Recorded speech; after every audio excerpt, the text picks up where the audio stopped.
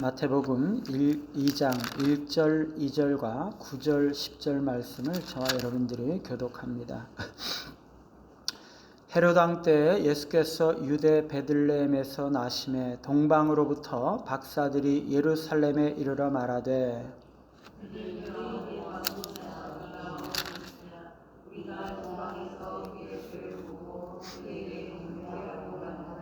9절입니다. 박사들이 왕의 말을 듣고 갈새 동방에서 보던 그 별이 문득 앞서 인도하여 가다가 악이 있는 곳 위에 머물러 서 있는지라. 아멘. 예, 우리를 인도하는 별이라는 제목으로 말씀을 드립니다. 오늘 말씀은 동방 박사들이 별을 보고 새로 탄생하신 예수님을 찾아가는 그러한 이야기죠. 성경에서 별이 무엇을 의미할까요? 민수기 24장 17절에 보면 한 별이 야곱에서 나오리라 이렇게 말씀하시거든요.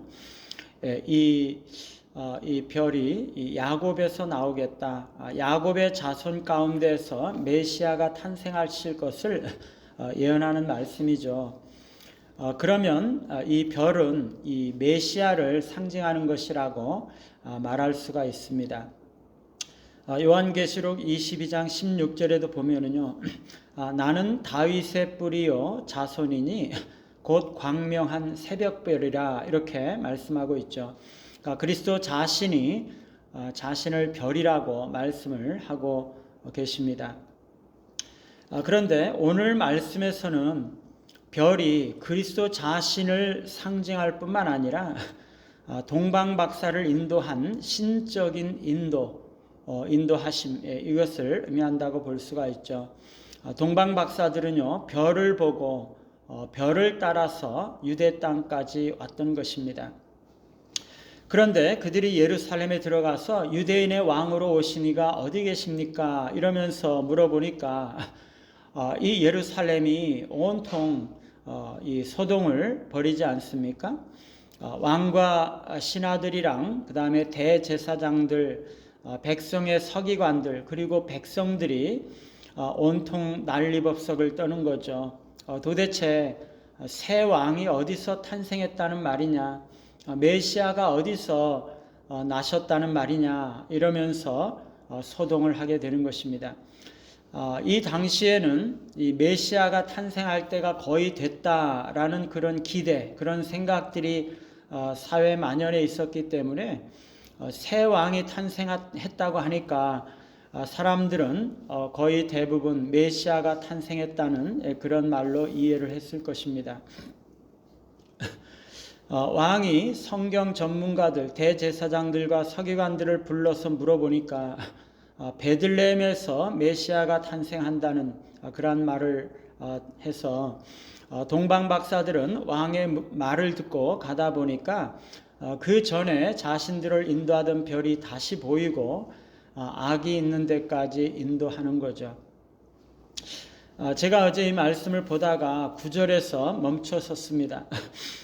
동방에서 보던 그 별이 문득 앞서 인도하여 전에 그들을 인도하던 별이 갑자기 사라졌었다는 거잖아요. 그런데 지금 갑자기 새롭게 다시 나타나서 그들을 인도했다는 거지 않습니까? 제 마음에 나를 인도하던 별이 뭐였지? 내가 지금까지 뭐를 따라서 여기까지 왔는 거지? 그런 생각이 드는 거죠. 하나님은 아브라함을 부르시고 내가 내게 지시할 땅으로 가라 그렇게 말씀하시지 않습니까? 그래서 아브라함은 하나님의 말씀을 따라왔던 것입니다. 나에게도 하나님께서 주신 어떤 꿈이랄까 있었거든요. 하나님께서 말씀을 통해서 지금까지 나에게 보여주신 사명이랄까, 아니면 하나님 나라에 대한 비전, 교회 공동체에 대한 어떤 비전, 이 땅에서 하나님의 공동체를 어떻게 세워야 하는가, 믿는 자로서 어떻게 살아야 하는가 하는 것에 대한 꿈을 주시고 그것을 위해서 나에게 어떻게 말씀과 기도를 통해서 이루어 갈 것인가 하는 것들을 보여주시면서 인도해 오셨던 그런 것들이 있는 거죠. 아브라함에게 약속의 땅으로 하나님께서 인도해 오셨던 것처럼 하나님은 지금까지 나를 그 하나님이 약속하신 땅에 들어가기까지 인도해 오셨고 또 인도해 가실 것이라는 것을 믿는 거죠. 아브라함에게 그 자신을 인도한 하나님의 말씀이 있었고 동방 박사에게는 그들을 인도한 별이 있었던 것입니다. 우리 각자에게는 하나님께서 어떤 형태로든지 이렇게 별을 주시는 거죠. 우리가 보고 따라갈 수 있는 별을 주시는 것입니다. 여러분도 각자가 뭔가를 보고 지금까지 따라오신 거잖아요. 그런데 오늘 동방 박사들에게는요, 그 별이 중간에 사라져 버렸다는 것입니다.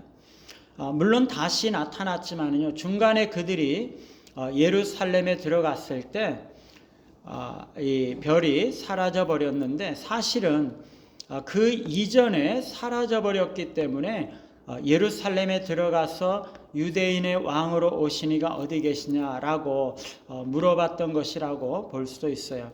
이게 같은 시기에 일어난 일이죠. 예루살렘에 들어가서 이 메시아가 유대인의 왕이 어디서 태어났느냐라고 물어본 것과 별이 사라진 것이 같은 시기라고 볼 수가 있는 것이죠. 여러분, 여기서 왜 별이 중간에 사라져 버렸을까요? 세 가지 정도 해석이 있을 수 있습니다.